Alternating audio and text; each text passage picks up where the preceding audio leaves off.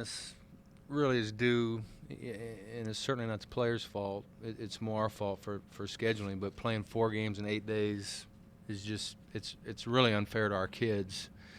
But sometimes when you're in a position we are as an independent, I mean, you just, I mean, if you can get a home game with Utah State, you take it and you figure out when you can get it in there.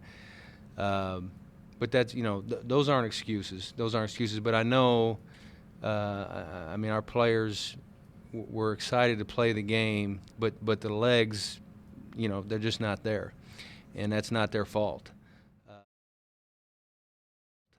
And I think, late in the game, the difference was experience. I mean, you're facing a team that's been in the NCAA tournament, and a lot of players that on that floor that have been in it. And I look out there late, and I got 3 freshmen on the floor, and I don't know what else to tell you. I mean, that's just the deal. It's experience versus inexperience. They've been there. I told the players it's my fault. I didn't have them prepared for it like I should have, and they did a good job.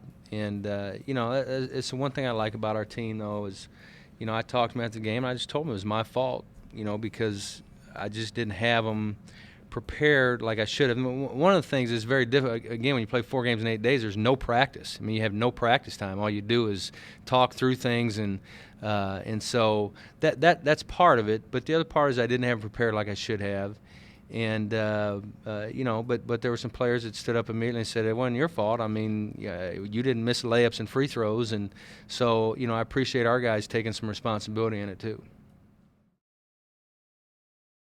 We know right now. I mean, that's the only chance we have. We have to just every loose ball, I mean, that's I mean, you see the size of those guys compared to our guys, and we're in a couple years we'll be there. But right now we just don't have the depth or the size really to compete. And so that's how we have to do it. We have to trap in a post. We have to get loose balls, do whatever we can do.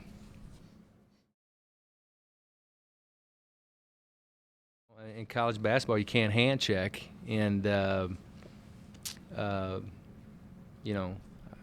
wish they'd have called a few more hand checks the other way, but you just can't, you can't hand check. And our players understand. I mean, we talk about it all the time. When guys drive, you can't put your hands on people, and Matt did. And so, you can't argue with that call.